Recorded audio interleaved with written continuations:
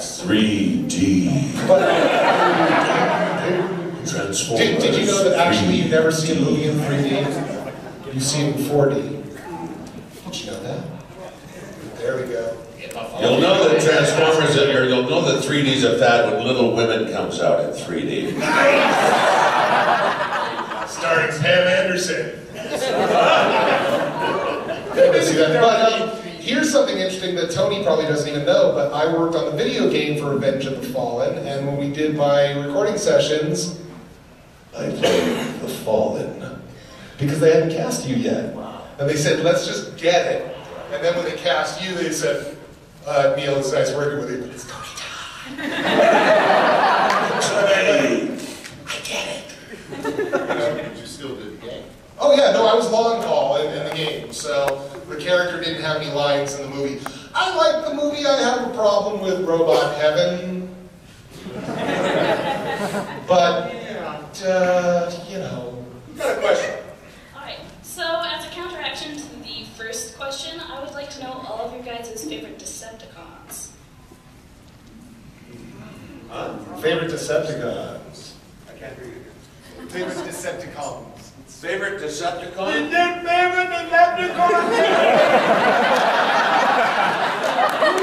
You know, I gotta tell you, I've been working in a recording studio, well, off and on for 30 years. And when you have headphones on all the time, you get a little deaf. And I'm a little bit, and I was also a rock and roller, so that's another thing. I'm just like Pete Townsend. What? I'm sorry, what? I can't hear you, what? But my favorite Decepticon, well, there's only one Decepticon that I really liked, and that was Megatron. Yeah, you know, I mean, look, villains get to have all the fun. You know? I personally, the show that I worked on, I love what Peter Spellos did as Skybite. Yeah. Peter Spellos was so funny as a human being, but also as a robotic shark. So I would have to say, for that show, it was Skybite.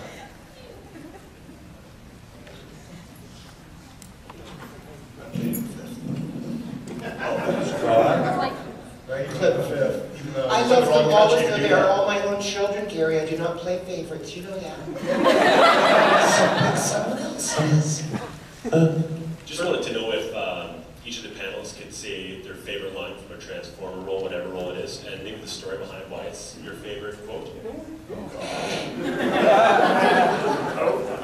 Well, I gotta say something.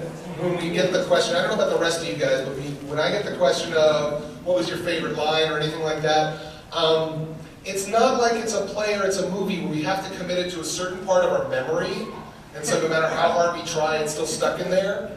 You go in, you read it off the page, and you walk out, and that's it. So sometimes lines don't really stick with you. So for me, I would say it was probably something that happened as a result of playing Optimus Prime.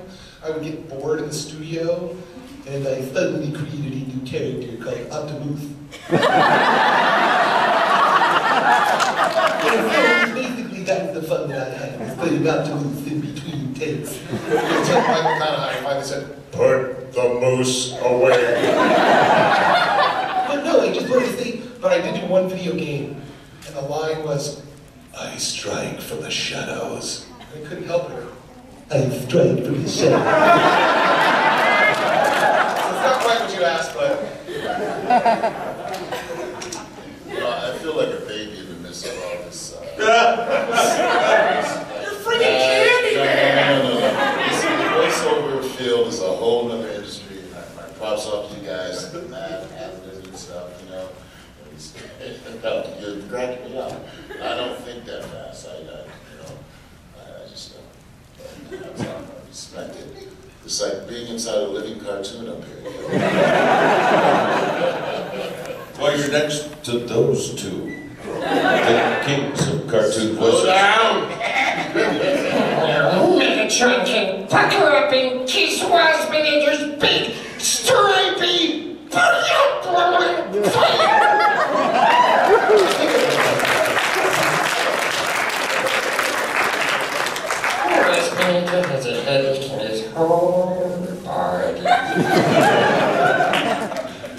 Mine is, well, I got two. One is Maximals Maximize. And the other one is shut up, Rattrap. For more reasons than one, I gotta tell you that was my favorite.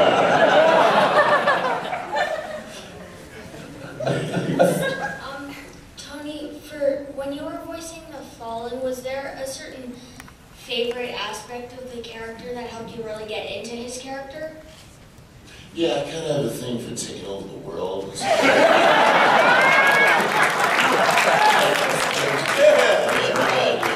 and that I can do.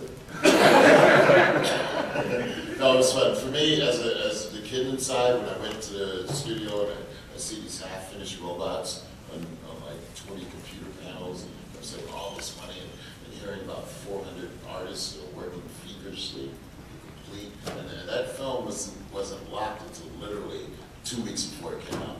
So everybody, it was just like a big factory where everybody was being employed and everybody's job depended on the next person to take the full circle. So that was great. And it's cool being a robot.